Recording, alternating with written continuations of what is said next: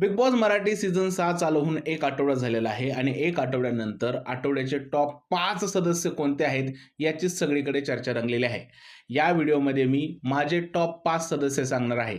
माझे टॉप 5 सदस्य परफॉर्मन्स, चर्चेत राहणं आणि रितेश भाऊंच्या दृष्टीने काय आहे या सगळ्या गोष्टींचा विचार करून हे 5 सदस्य निवडलेले आहेत.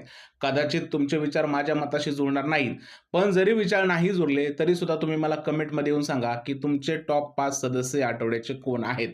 माझ्या दृष्टीने नंबर 5 वरती करण आहे. करणने चर्चेत राहण्याचा खूप जास्त प्रयत्न केलेला आहे. मग तो चावीचा मॅटर असो किंवा कॅप्टन्सी टास्क दरम्यान बझर न दाबणं असो किंवा ऋतूच्या बरोबरचा वाद असो, या सगळ्या गोष्टीमुळे करण चर्चेत राहिलेला आहे.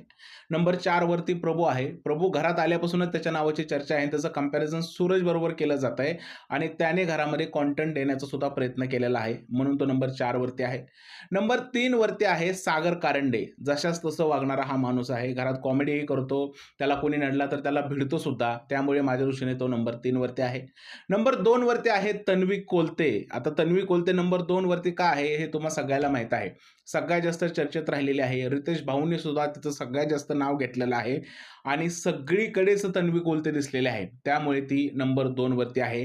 आणि नंबर 1 वरती आहे सोनाली राऊत. सोनाली राऊत नंबर 1 वरती का आहे?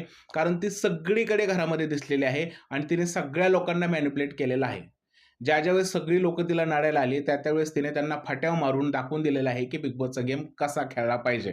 ओव्हरऑल माझ्या दृष्टीने हे टॉप 5 सदस्य आहेत.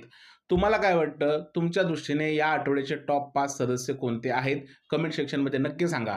आता हे पाहणं इंटरेस्टिंग असणार आहे की हे टॉप 5 सदस्य पुढील आठवड्यातही राहणार की यांची जागा अजून कोणी घेणार?